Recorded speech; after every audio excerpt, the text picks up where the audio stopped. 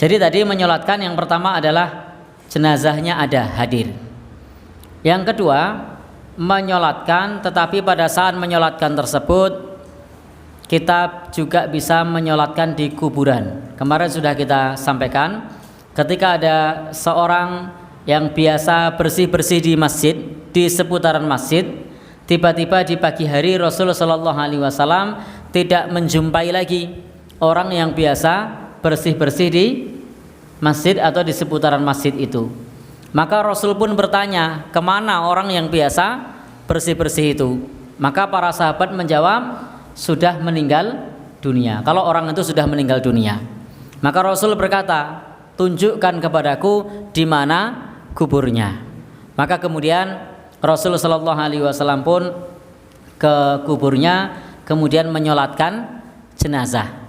Sejumlah sahabat yang tadi malam sudah menyolatkan itu ikut menyolatkan lagi, bermakmum kepada Rasulullah SAW. Ini menunjukkan bolehnya berulangnya sholat jenazah jika kita pada saat sholat tersebut kemudian mendapatkan imam yang lebih utama. Itu boleh, karena pada saat itu sahabat yang malam harinya sudah menyolatkan, ketika siang Rasulullah SAW datang ke pemakaman dan Rasul menyolatkan, sahabat-sahabat yang tadi malam juga ikut menyolatkan lagi.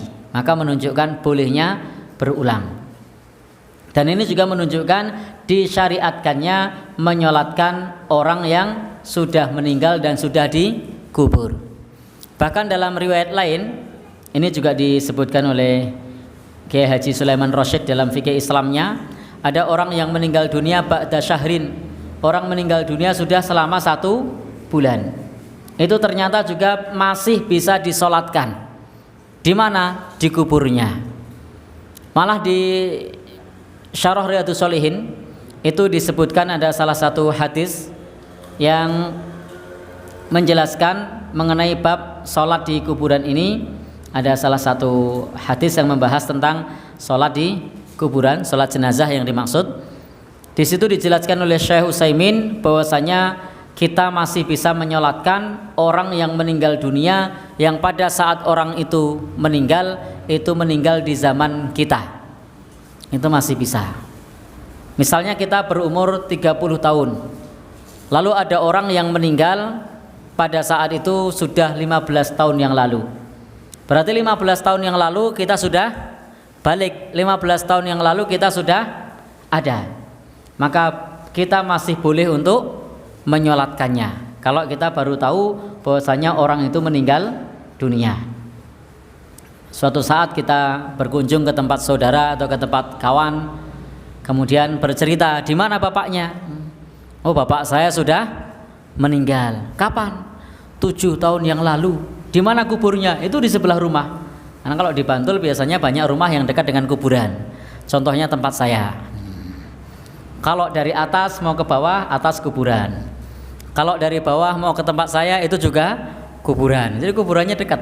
Maka kalau kuburannya dekat ini salah satu keuntungannya, kalau ada orang yang kunjung itu, kalau ada saudaranya yang sudah meninggal bisa langsung disuruh atau diajak atau diminta untuk menyolatkan. Ayo kita tunjukkan kuburnya, monggo silahkan kalau mau menyolatkan, karena kuburannya dekat.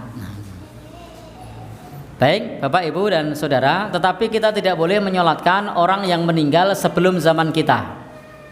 Misalnya kita lewat di pemakaman Pangeran Diponegoro, meninggalnya kapan?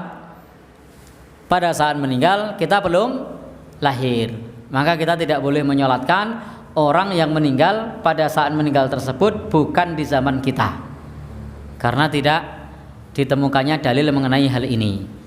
Tetapi kalau orang itu meninggal di zaman kita, maka seperti tadi yang kami sampaikan, ada banyak di dalam kitab-kitab para ulama yang dalil yang menyebutkan bahwasanya itu diperbolehkan. Bapak dan Saudara yang berbahagia yang dirahmati Allah Subhanahu wa taala, termasuk ketika ada orang sudah dikuburkan lalu belum disolatkan, itu juga bisa disolatkan di kuburannya. Kalau misalnya itu terjadi, sebagaimana juga di dalam kitab-kitab para ulama juga disebutkan dari sahabat Ibnu Abbas, anna Nabiya sallallahu alaihi wasallam shalla ala qabrin ba'dama dufina. Bahwasanya Rasul sallallahu alaihi wasallam salat di atas kubur, maksudnya di kubur di komplek pemakaman ba'dama dufina, setelah dikuburkan. Fakabbara alaihi arba'an, dan beliau takbir padanya 4 kali, menunjukkan cara sholatnya sama dengan cara sholat jenazah yang lain. Bedanya adalah di kuburan. Kalau laki-laki di dekat kepala, kalau perempuan di dekat perut. Dan takbirnya juga 4 kali.